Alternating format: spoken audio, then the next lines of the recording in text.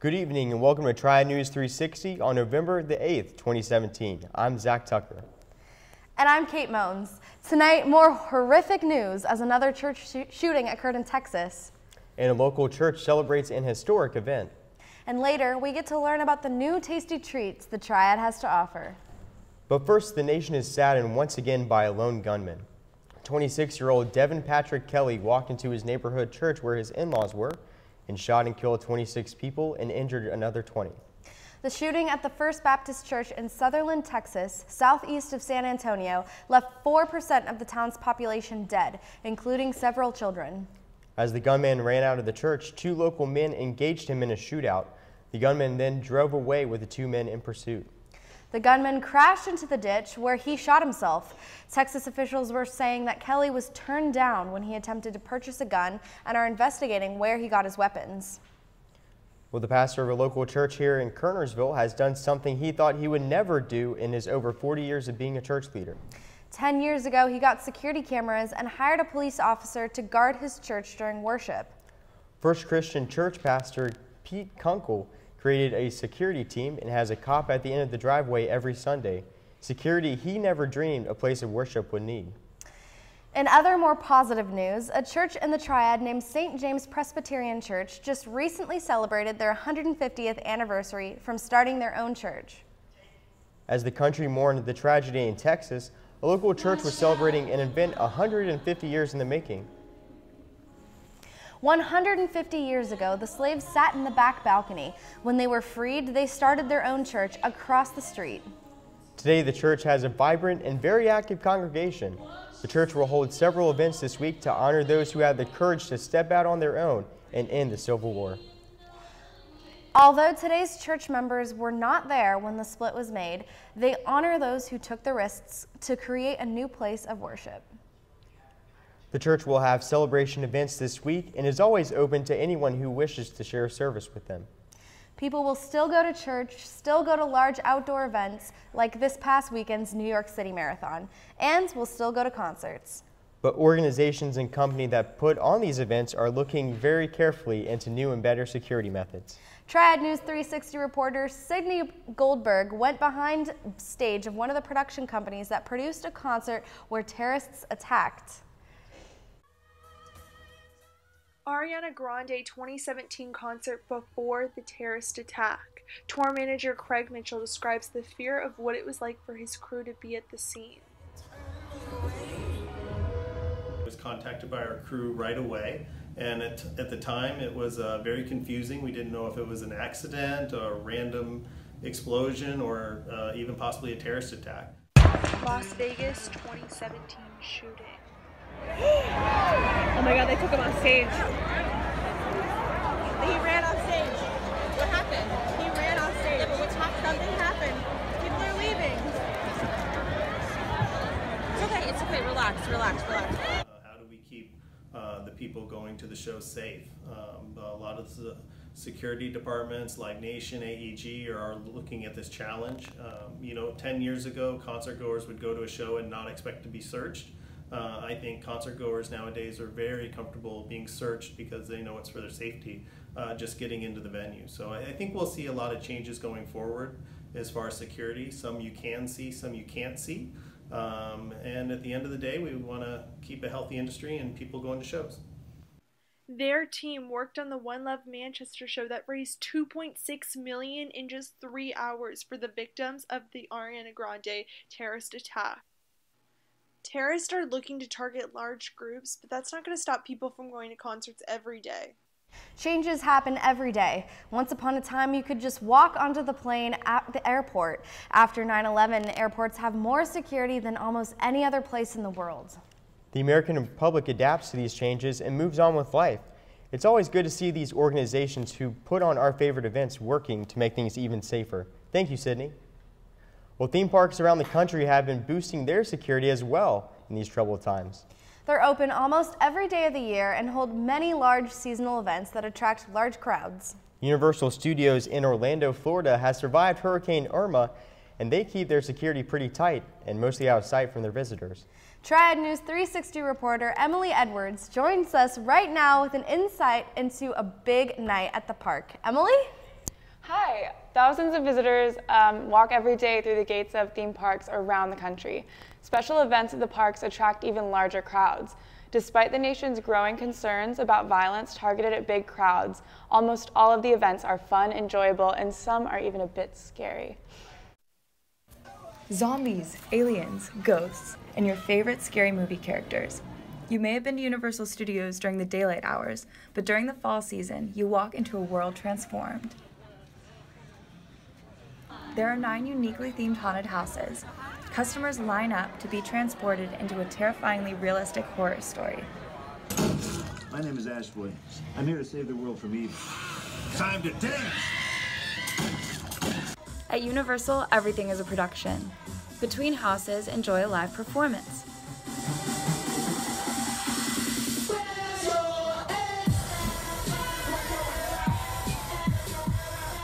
But watch out.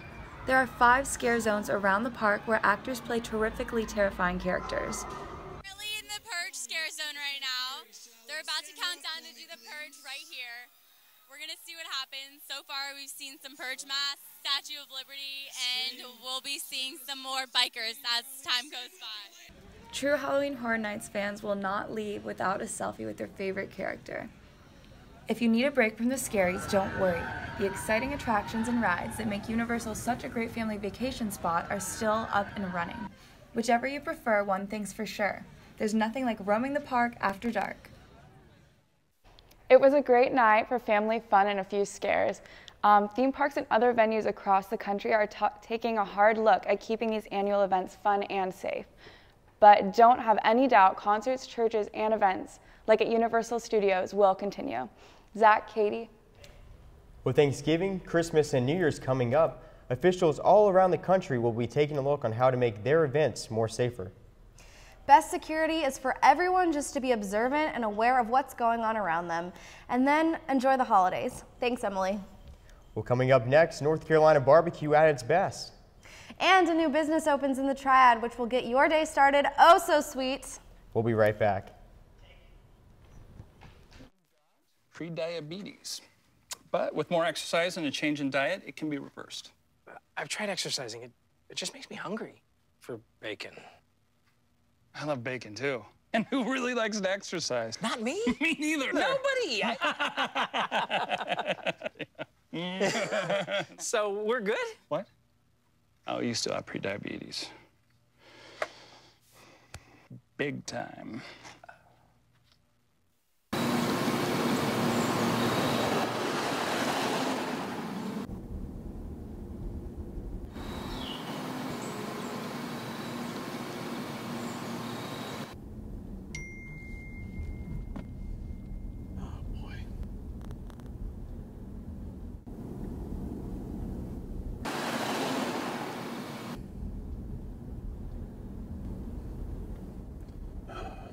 How am I going to pay for this? Well, Thomas, you've got pre-diabetes. But with more exercise and a change in diet, it can be reversed. I've tried exercising. It just makes me hungry for bacon. I love bacon, too. And who really likes to exercise? Not me. Me neither. Nobody. So we're good? What? Oh, you still have pre-diabetes. Big time. Welcome back to Triad News 360. I'm Kate Moans. And I'm Zach Tucker. Most people take having a bed to sleep in for granted. A lot of people aren't so fortunate for whatever the reason. Hammer, nails, and some elbow grease. The Bed Brigade set out to change that. People from the local area, students, and even folks from out of the state pitched in to build beds for the homeless veterans in the High Point area. They set up a shop in a parking lot at High Point University and set to build collapsible beds so the very transient homeless vets can take the beds with them. The students also wrote some kind messages on the bed frames for the vets. With winter coming on, those beds will be a great comfort for those who fought for our country. Now, guys, I know this is what you've been waiting for. Barbecue! That's right. I recently went down to Lexington and got to try some authentic Lexington barbecue. I believe in cooking with wood. I like to I cook things fresh every day. I make my slaw every day. I like to be very hands-on with my customers and shake hands and get to know people as friends and all. I mean, like I said, they all do a good job, but we approach it differently. When you go to a restaurant, it starts when you get on the parking lot. What do you see in the parking lot? When you walk in the building, how are you greeted? Who meets you? What do you see when you walk inside? Then the food's going to be part of it. I want you to have a good meal and all. And I'm going to shake your hand when you leave, I hope. For over 55 years, Lexington Barbecue has served the community. Award-winning barbecue. The restaurant was named by rave reviews as one of the top 50 most iconic restaurants in the U.S. Folks from all over the nation come to get a little taste, especially when it comes to customer service. It's just something special about the whole persona of Lexington Barbecue. The people that work here and the people that own it, they're all very friendly, talk to you, and when you come in, you know that they recognize you and they always speak to you. I think that makes you feel good. They really do a great job of pushing people through and giving a good quality meal. And it just shows when you come by here at lunchtime or usually towards the weekend when the crowds are big. Just a lot of people and everybody leaves happy. Even after becoming an iconic and celebrity hotspot, locals still claim this place as their own.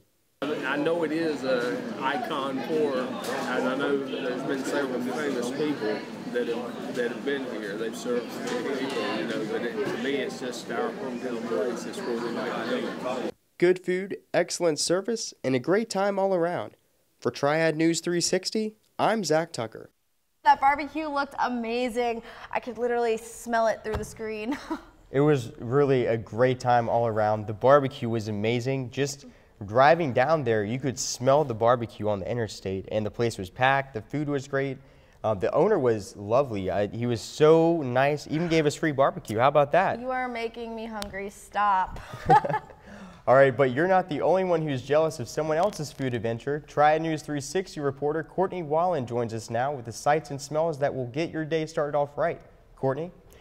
It's getting colder as the winter approaches, and a nice morning hot coffee sounds great to start your day. A new shop has just opened their doors into the ever-growing Coffee and Delight competition that tries to get your business. If you have a sweet tooth, cookies, cakes, and pies, that'll satisfy it. They're all at High Point's newest bake shop, the Cozy Cannoli. The Cozy Cannoli officially opened its doors last Saturday, welcoming friends, family, and cannoli lovers alike. Welcome to the Cozy Cannoli! The bakery serves up pumpkin pie lattes, fresh lemonade, and cannoli cake, just to name a few. Cuddled up with warm lattes and delectable treats, customers are excited. Wow, what I have? I had a croissant, which was wonderful. Now, is this your first time here? Third time already. Third time already? Yep. Oh, wow. So the food here is really tasty. It is. It's awesome, awesome. Everything on the menu is very good. I haven't tried anything that I don't like yet, so everything's good.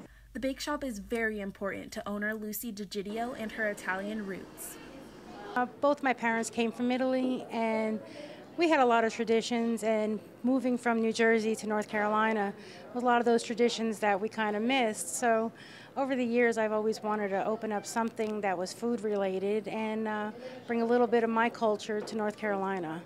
With the winter months quickly approaching, Lucy hopes college kids and locals alike will stroll in for a cup of house-made brew and try her secret family recipes, a new delight for the High Point community. That was honestly the best cannoli I've ever had. A nice new warm spot to start the day or cheer up a winter afternoon is as welcome. Zach, Kate? Oh, this food is making me so hungry. Thanks, Courtney. That honestly looked amazing. Yep, thank you, Courtney. Well, believe it or not, there's more to life than just barbecue and cannolis. Healthy food, soaps, and handmade goods filled the Greensboro's Farmers Curve Market with amazing aromas and colorful sights. This is the annual Veggie Fest. Over 50 vendors had all sorts of foods and recipes for the wandering cooks to try. Veggie Fest promotes a healthy lifestyle and just plain good eating. Every good food festival has live entertainment and plenty of food. Sports is up next. And basketball season is starting up, and Triad News 360 reporter Alexis Austin is here next.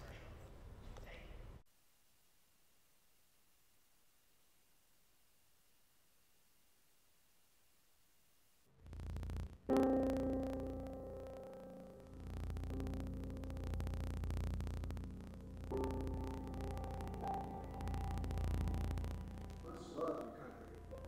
cannot outweigh the hope.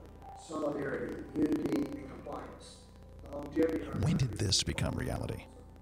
Do you know your First Amendment rights?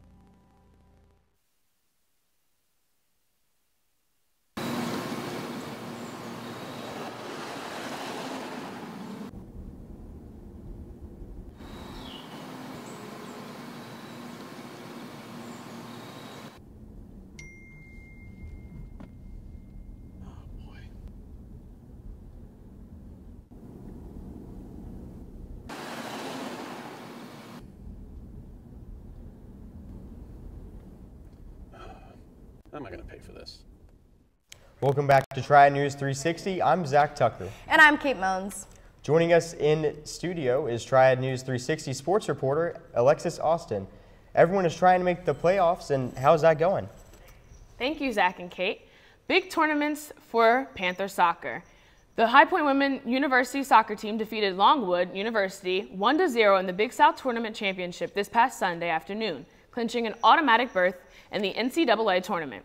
High Point got their lone goal of the match from senior Meredith Dunker in the 39th minute, her second goal in the past 2 matches. Dunker was also named the Big South All-Tournament team. Next for High Point is the #1 ranked North Carolina Tar Heels in the opening round of the NCAA tournament. The match will be at WakeMed Soccer Park in Cary on Saturday at 1 p.m.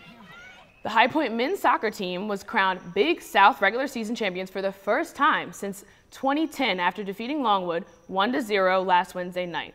Sophomore Jamie Vasconcelos scored his second career goal in the 59th minute at the game to lead HPU in its 5th straight win. The #1 seeded Panthers start Big South tournament play tonight. It's currently happening at Vert Stadium against Liberty. Panther volleyball is also in a big tournament. High Point University women's volleyball team captured its first Big South regular season title with a 3-0 win against Winthrop on Saturday.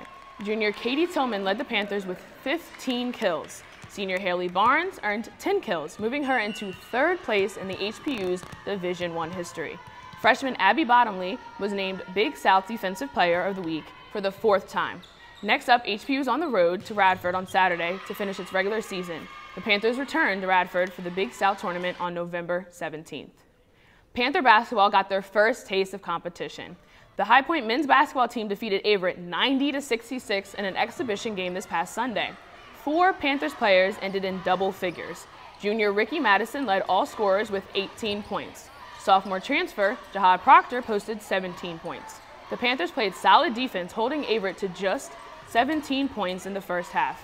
HPU opens its regular season this Friday against William and Mary. Tip-off is scheduled for 8 p.m. at the Millis Center. The women's basketball team begins its season this Friday at the Panthers host North Carolina Wesleyan at the Millis Center at 5 p.m.